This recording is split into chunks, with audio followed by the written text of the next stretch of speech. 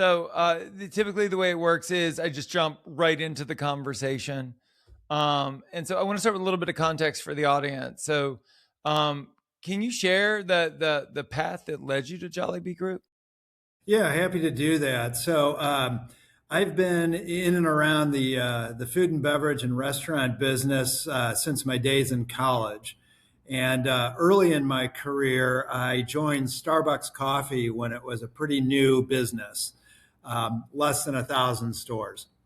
I got involved in their food service business as well as multi-unit licensing. Had a great experience there.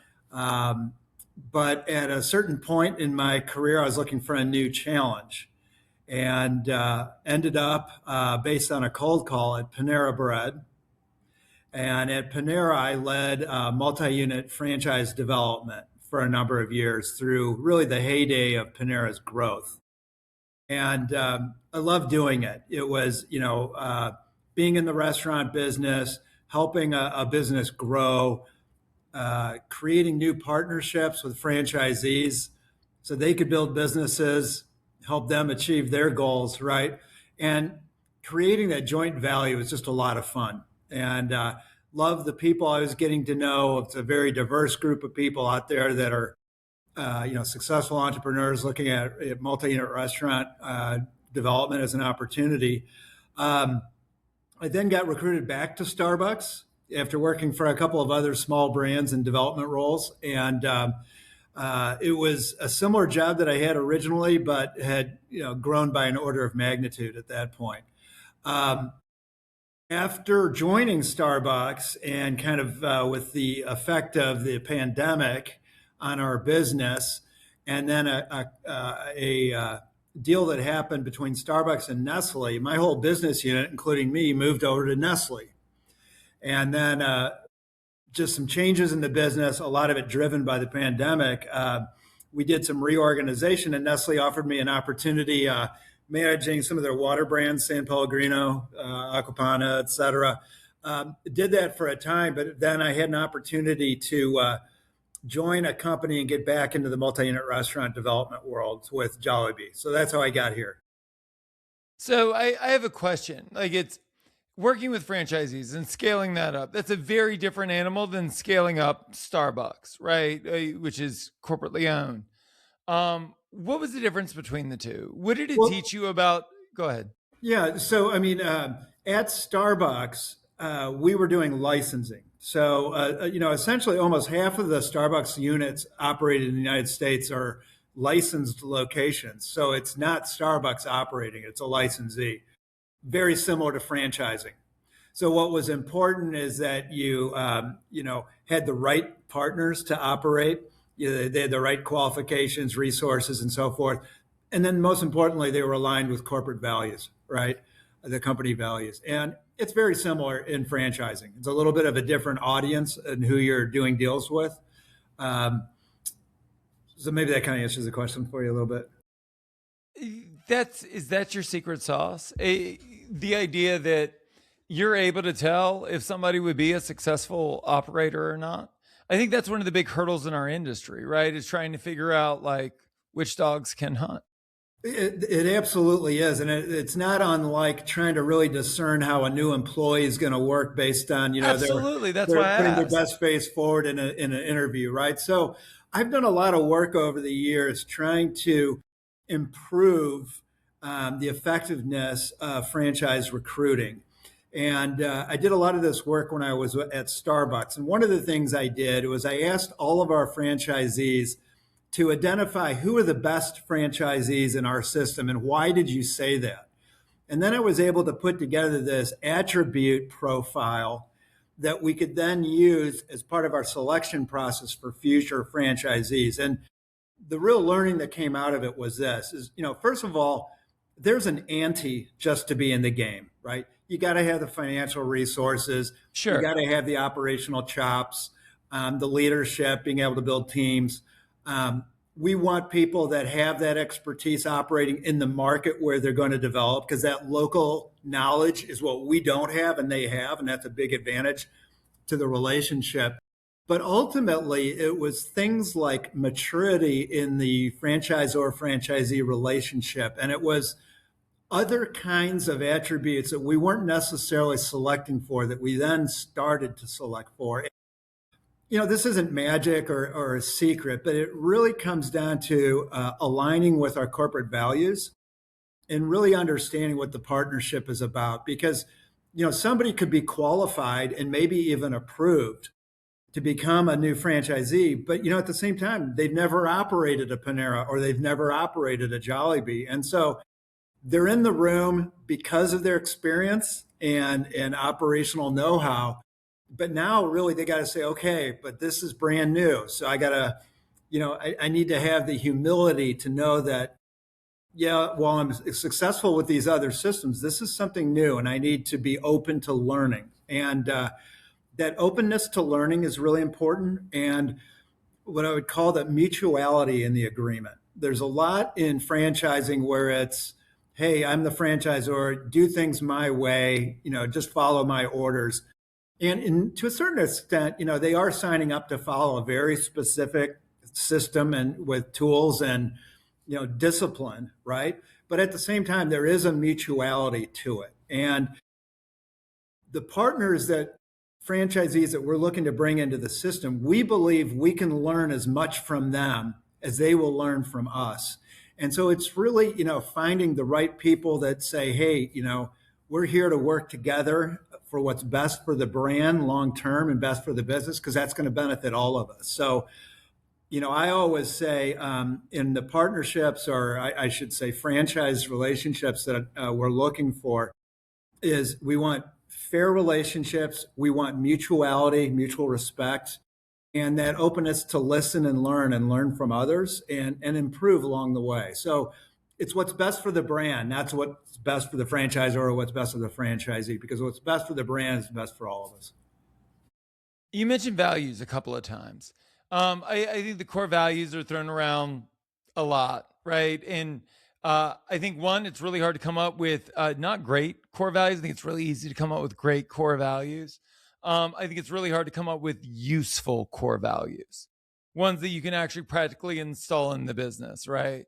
Like you talk to people like, what are your core values? Integrity, right? But how does that show up when the busser drops a glass of red wine on a guest, right? How are they moving forward with integrity? And so I would ask you, based on working for massive companies, right, that achieve massive scale, what are useful core values? What do they look like? And then how do they show up in the relationships, not just with the franchisors or the licensees, but like on a line level as well? Well, I mean, great question. One thing I would say about values is one is it's whether it's my colleagues here at our support center, whether it's our supplier partners, whether it's franchisees or other contractors and outside parties, our values apply equally in all of those situations. The other thing about values is it's one thing to say it, but really it's about modeling the behavior and truly, seeing it in action. And one thing that I've found with some of our new franchisees in our system is as they got to know us and visited our stores and spent time in discovery days and so forth, they actually said they see it, right? So look, some of these things are about operating the business, speed with excellence, right? Customer focus, right? That everybody understands really what that means, right? It's like do it, but do it fast and do it well. But there's other things like the humility to listen and learn. Are we ego driven and saying, "Hey, just do it my way. I'm not listening to you," or do we truly listen? And so I think there's things we can look for that maybe tells in terms of how about somebody approaches their business and how they run businesses. Do they take care of their teams? Are they, good business people, right? So, how does that again really manifest day to day? I think in a certain respect, it becomes a filter for how you make decisions, right? Absolutely, it is. And it's maybe you're not thinking about all of them in all situations. I mean, one of our corporate values is a sense of family and fun, right? It's like, hey, when you're coming into the restaurant, it's not just to get calories as a fuel stop, right? We want you to really, have a joyful experience, and that's you love the food and the place was clean and the service was friendly and nice, right? And it's all of that. So I really think talking about values is important to make sure people understand, how we make decisions and how we think about running our business day to day. But it manifests in behaviors. And if, it's cliche to say, if the walk matches the talk, people buy into it. If they don't, it's just words on a poster. One of the things, and I mean, far fewer than you, but I've heard many people in my life. And what I've always been struck by is the people that apply for a job. They really want that job. They just on a fundamental foundational level don't seem predisposed to thriving in that role. Right? That they like the brand or that they like the money, right? Or that they like the title, but they wouldn't actually like the job, Peter. And that I have always found just so fascinating, and I'm sure Freud has a lot to say about this, but we don't have a ton of visibility into what we would like. And I would assume that you've sat across from so many licensees that just there's no way this would work for them, right? And they want it desperately. How do you vet that when there seems to be a willingness to move forward, but you don't believe that they have the natural predisposition? Number one, how do you sort it out?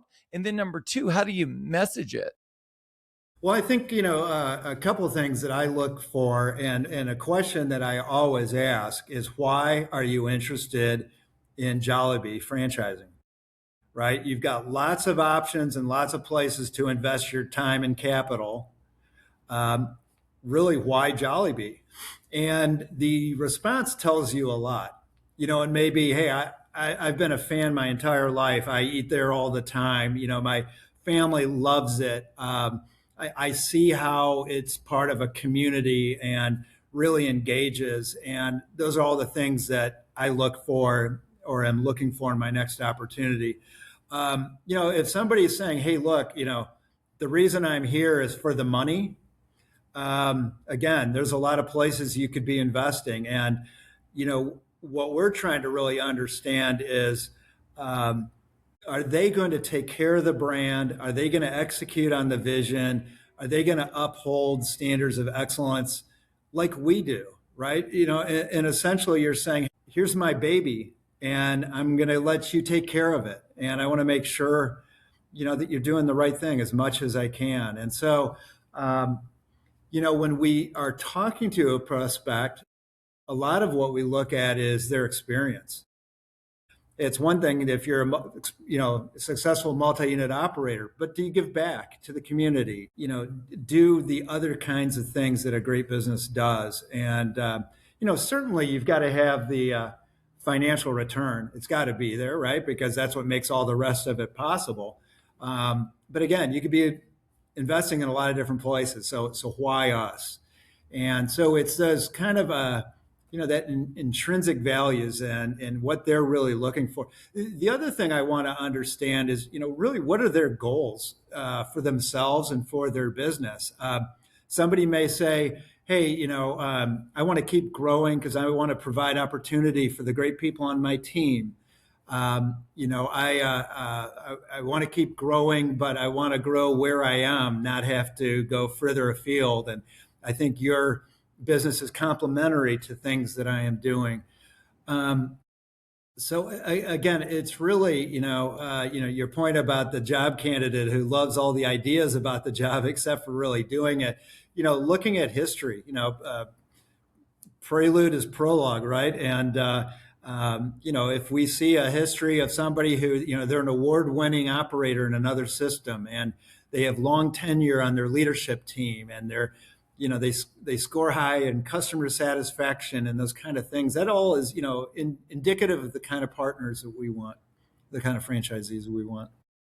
Is it harder for Jollibee? I mean, is it harder for you in Jollibee? Because, it's there's culture, right? Like there's corporate culture.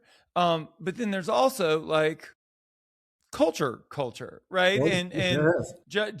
right, like real culture. And like Jollibee is an ambassador of Filipino culture, That's you right. know? And so not to take anything away from every franchisee you've ever worked with, but like coffee is easy, sweet spaghetti is hard, right? Caesar salad is easy. Fried chicken and gravy at 11:30 in the morning is more difficult. Is it not? It's funny. So on the leadership team of Jollibee Group North America, I'm one of the only Caucasians on that team. So I like to Yeah. joke that I'm the DEI hire, right? But in all seriousness, one thing about Jollibee is we are a Filipino-owned company.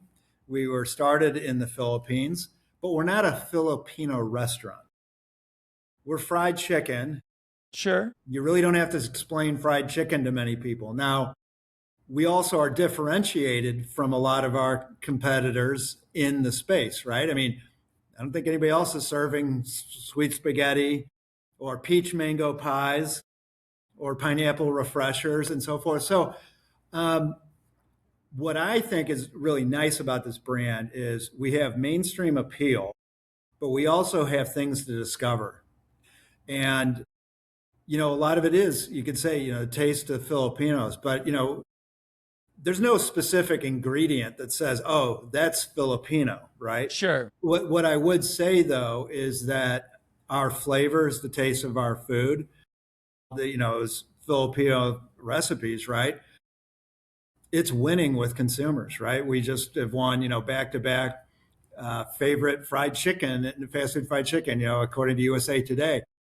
And when I bring people into our restaurants for the first time, or I ask them to go visit, you know, we always hear the same thing: the food is great, right? And and that's the lead. So the other thing I would say too, though, is there's been a lot of press lately about new brands coming from Europe or Asia, and it seems to be more now than maybe it has been in the past. I think part of the reason is the general consumer in the U.S. is more adventurous than ever, looking for new experiences. You've seen, remember when sushi was kind of a rare thing. Remember when Sure. Korean barbecue was kind of a rare thing, right? So I think as our country diversifies and there's more voices from around the world, whether they're immigrating or traveling from, um, I also think there's more adventure, and people are looking for unique experiences, but something that's approachable, right? And our tastes are great. Fried chicken, you don't have to explain. Maybe you have to say it's really great with gravy on it too, right? But I thought it was a mistake when they gave me gravy when I ordered fried chicken at my first time, right? I had to be experienced, but I think our value for money is good, as I mentioned. But what I would say is a lot of these brands are getting a lot of press. They are new, and they just came from name the country. We're a 50-year-old company. We've been operating in the United States for more than 26 years. Sure. And then Look, I was based in Los Angeles for 20 years. I'm yeah, super familiar with the so brand. it, yeah. And we operate over 1,800 Jollibees worldwide in over 17 international markets. So we've shown that this concept and our food works across cultures and boundaries and borders, rather. So really, the biggest challenge for us is simply awareness because we have a relatively small footprint. But something else that I think is in our favor is over the 26 years of operating in the United States, I think we've figured out what we need to do to be successful, and we are doing that, right? So as of today, we've got about 109 company-owned and operated locations between the United States and Canada. Last August, our first franchise location opened. So, this isn't a concept where it's untested or unknown in terms of can it be successful in these markets, because we've got those 109 proof points. And I think that's in our favor. Let's talk about awareness. You and I are sitting around having a beer, we're best friends, and I'm like, so I'm gonna open a McDonald's franchise. And you're like, oh, okay, cool. The level of effort required, I think, to market a McDonald's franchise and the marketing chops required by a McDonald's franchisee is probably very little. It just points to the clown and everything works. Um, does that mean that when you're looking for franchisees, because obviously like there is a struggle around awareness now, right? Probably far less so in 5, 10, 15, 20 years. um these need to be community oriented individuals that aren't afraid to get out there and aren't afraid because they're not franchisees in as much as they're brand advocates, right? That's They're right. teaching people about it, which is very different from a lot of franchise models where you open a KFC and like you're not explaining to people. So there was this man, he was the colonel, you know? Right. So how does that impact your franchisee strategy as a franchisor? So, in some cases, like in Southern California, we're starting to build some pretty decent brand awareness because For we've sure. got, a number of stores here. And there are key markets around the country where we're going to continue to open company owned stores. So, whether it's, the New York tri state area, South Florida, Texas, West Coast, right? We're going to continue to develop. Um, our focus on franchise development is infill in some of those markets and then also development in the concentric markets around that. So at least try to take advantage of any brand awareness that may already be there because of that operating footprint. But the larger question really is a lot of our franchisees are going to be pioneering the brand in a new market. For Or sure. even if it's an existing market, it's in a really new part of the market where there's no awareness. And when you're starting out, when you're small, nobody's buying TV buys or big radio buys, and so it just doesn't make sense. But the really the key to it really comes down to that effective trade area that a given restaurant is going to serve, that community, right? And what we're doing is really robust local restaurant marketing programs with our franchisees, helping them to execute. If it's a milestone opening in a new market, we're doing additional resources around pre-opening, grand opening, and some of that kind of thing. But you were in the restaurant business, and as well known as some of your restaurants may be, I would bet the majority of your regulars came from a fairly I don't want to say tight area, but it came from a certain trade area, right, where most people were coming from. And so, your focus is going to be in that effective trade area where your customers actually live, reside, work, and where they dine. And that makes the marketing challenge much more manageable because now I may be saying, really, all I got to do is get the word out in this 3 mile radius around my store. And if I really do a good job on that, I will secure the business that I need to grow, right? And then as the network or number of units increases over time, then you can start taking advantage of maybe some larger kinds of opportunities.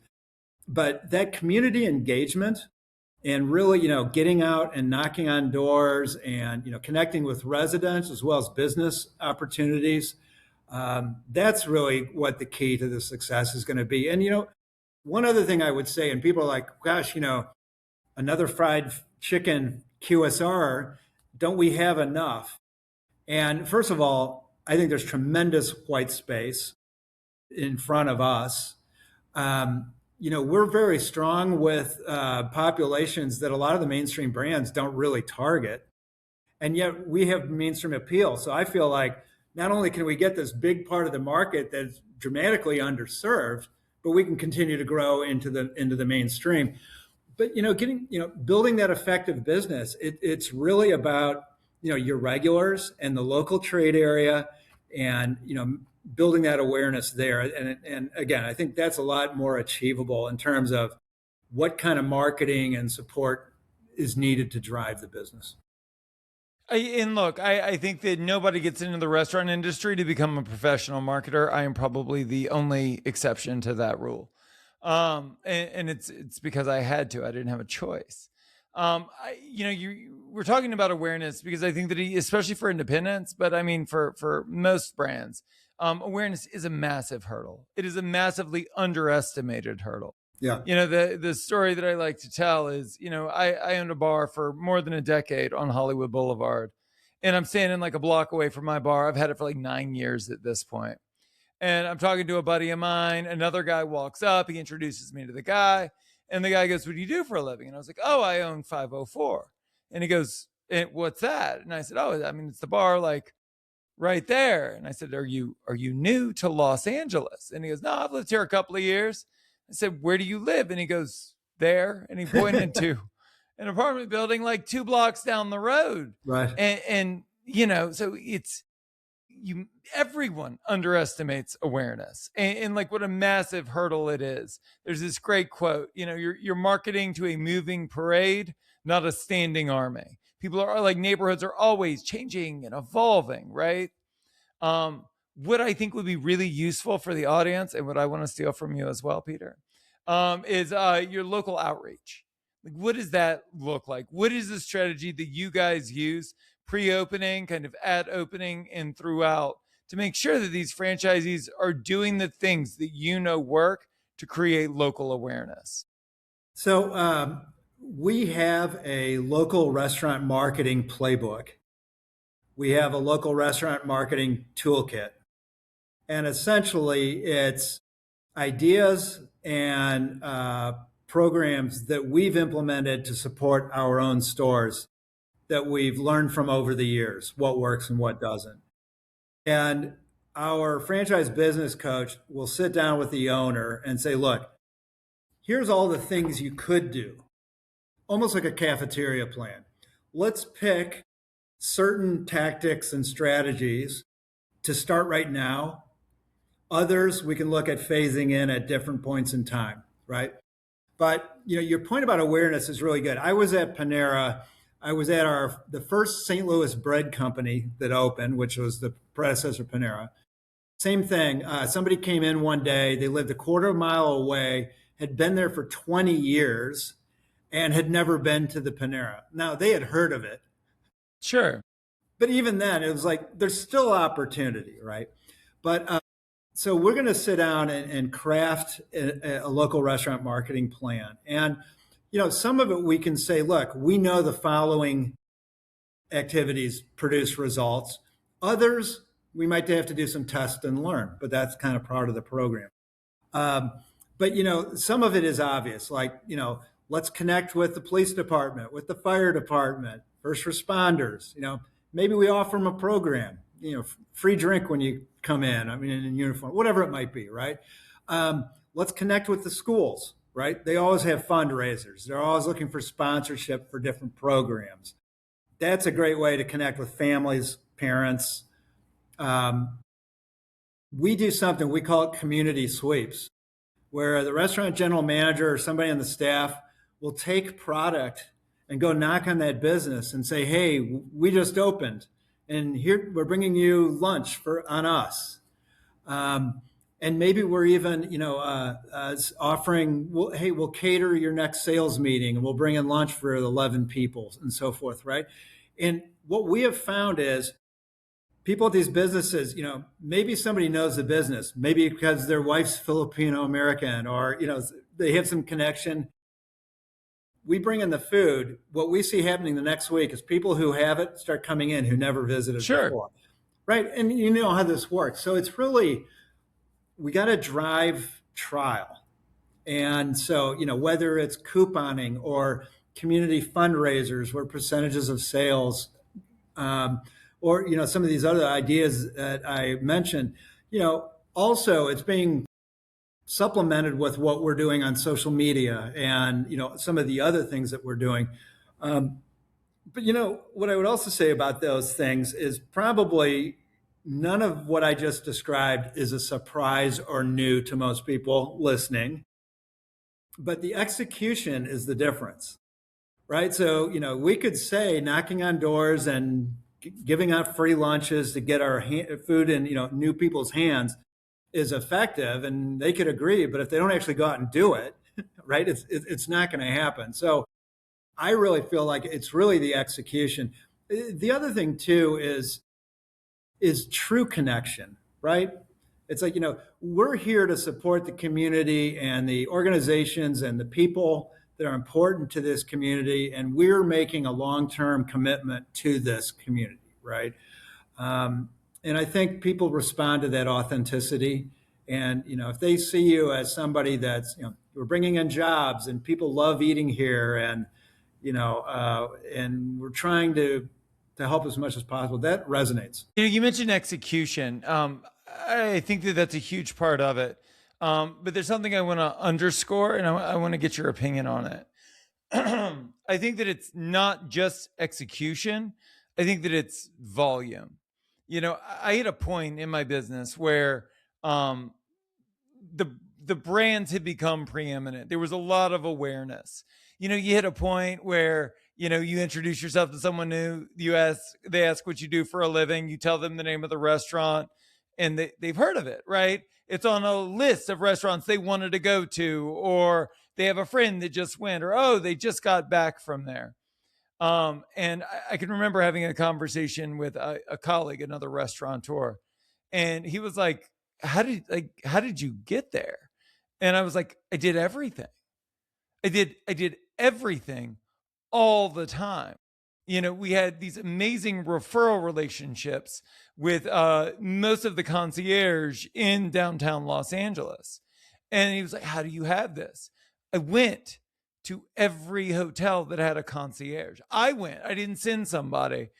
And I invited them to the restaurant. And when they came, I made sure I was there. And I introduced myself to them and their guests. And I maintained that relationship over time.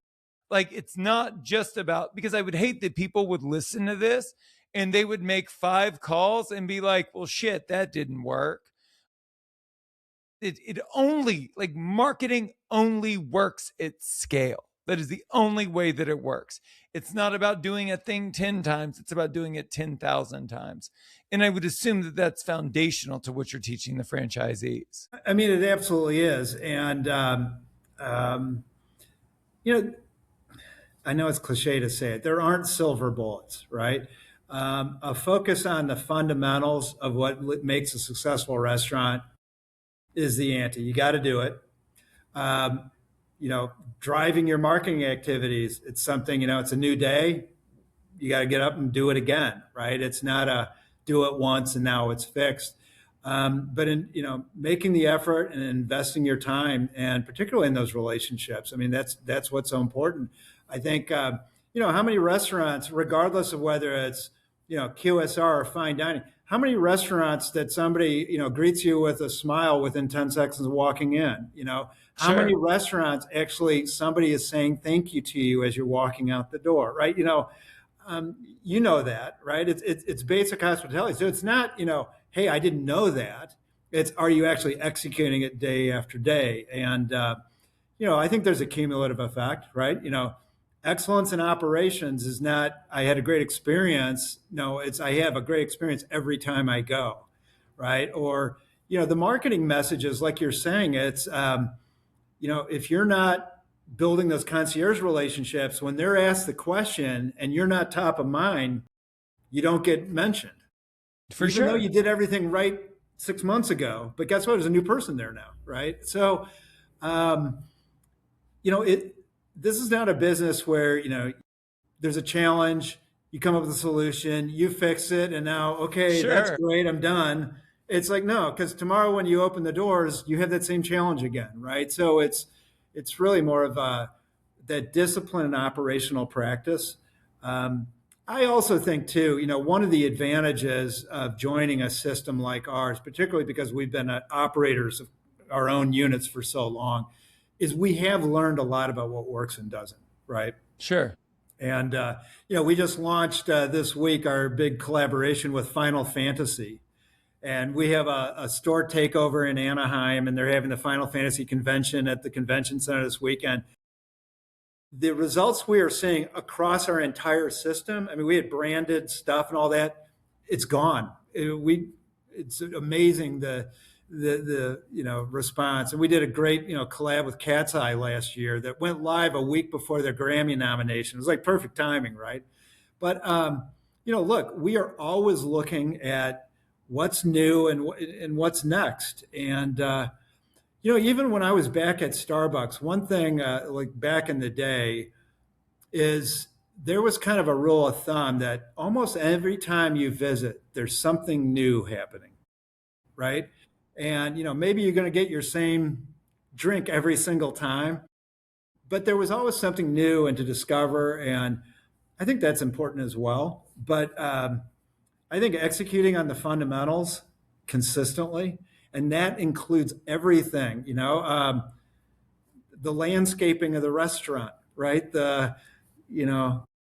Every detail matters, and a detailed marketing plan that you're executing against, all of that matters. When we talk about marketing in this conversation, but also as an industry, I think everybody's thinking new customer acquisition, right? Like new customers, like the crack cocaine of our industry. Everybody wants more. That's what you put on a billboard, and restaurateurs will line up for days. But I think that the brass ring of our industry is customer frequency. And so, it's not just about getting them in, which is what we've talked about primarily, but it's also about getting them back and getting them back in a really authentic way where it's not transactional, where it's not about BOGOs and discounts and all of these things. What are your strategies around that so that they don't default to discounting? Because the truth is, I don't think most customers have a loyalty problem. I think they have a memory problem. I think they go to Jollibee. I think they have the time of their life. And as soon as they cross the threshold, they forget that you existed. Well, that's a great point. And I think, discounting and so forth, right? And in today's environment, a lot of consumers are economically pressured right now. And you see lots and lots of brands responding with really substantial discounting value meals, right? McDonald's just came out with a bunch of $3 items, right? And look, I know that that's effective, but it can also almost be like an addiction to a drug, right? It's like, I want more customers, I'll do this discount. So great, you got more customers, but you killed your margin, right? So that doesn't work either. So while I mentioned that we know our chief challenge is that awareness, and again, part of it is just we have a small footprint today, but even where we have stores, it's still about awareness, particularly with the general population. So there's things that we are doing to try to drive them in the door, to drive traffic. We do have great data that once they do come in and experience us, our repeat is very high. So we do know that acquiring new customers is really important for us because it does lead to a lot of that repeat business. But your other point about, your regulars and the repeat business, your regulars have a dramatically outsized economic impact on your business. And you need to understand that. And if you've got the right general manager in place and the team and the tenure, they begin to know who those regulars are and they can greet them by name, and maybe they see them parking and they can start preparing theirs. And I'm sure you ran a bar. You knew, hey, here comes so-and-so across the street. I'm going to get his Manhattan ready for him. And it's going to be at this seat because you know all those things. And that's sort of the hospitality component. But to me, it's if they have a great experience when they come in, and by the way, the next time they come in, they have a great experience, right? It's that consistency and they feel good about the overall experience, the value for money. I mean, that's the key to it, but you got to stay focused. And I have seen brands where they've made financial decisions for the business that made sense to somebody in a conference room. Sure. That the first thing it did was alienate their most loyal customers. And so the economic impact was dramatic, and then the example was I worked for a well-known sandwich deli brand, and they were under cost pressures. Management needed to maintain margins. So what did they do? Well, maybe we could buy that chicken for a little bit less, and maybe we could put a little bit less ingredients on it, whatever it might be. And the idea was that would help us with our margin. But what happened was the customer, the regular customer, said, "Hey, that's not what I paid for. This isn't it." And they started losing the regulars. And then the business started declining. Right? So now Sure. you got a much larger problem. New management came in and said, hey, we got to go back to what drove customer love in the first place. Went back to better quality, larger portion size. They built back their regular business, top line sales grew, and then they were able to better manage their margins because, it's a lot easier to manage the middle of the P&L when the top line's growing. For sure. Yeah. So, again, if your approach is every customer could become a regular and let's really take care of them, great. That's an operational challenge to get everybody on the team to pull in that direction. But that's a different, this business is not without challenges, Josh. No. Tell me it isn't Right? so. Yeah. I've got one more question for you, Peter. I want to know what we should steal from you. I don't know if they're successful people or they're just successful habits that when executed consistently create successful results. And so when you look at your life and your career, what are the tactics, the tools, the strategies that have served you well personally and professionally that we could steal, we could internalize that would benefit our lives and our careers? First of all, it's focusing on others, right? It's not about me and it's not about my career. Now, me and my career are important to me, right? Um, but in saying that, whether you're leading people, which I've had a lot of experience, and I use that saying, the fruit of my efforts grow on other trees, right? And so, really, it's about it is a servant leadership mentality that we're all here, we all have to work, we all have our own personal life goals. If I can help you achieve those goals through your work life, I'm going to have a happy employee. They're going to stick with me and they're going to, go the extra mile. So I think when people feel that you have a genuine interest in them and how to help them, that pays off in your career. And in the restaurant, a genuine interest in delivering a hospitable experience to your customers pays off in a better business. And so it's not what can I do to help myself advance in my career or be more successful? It's focusing on what can I give? What can I give others? Whether it's helping new business partnerships be created in a franchisee relationship. And now you're creating all this new value and it's doing things for people and their families and creating opportunities. That's a great thing in and of itself.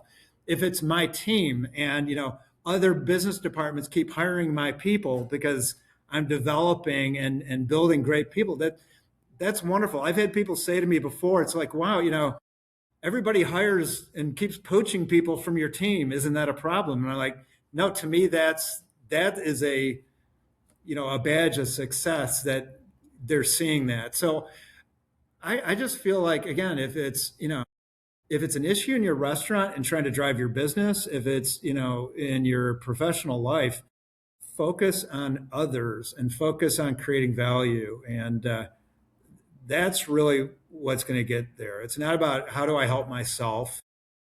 It's about how do I help those around me, because we all need these teams to get to where we're going, right? And so help everybody, right?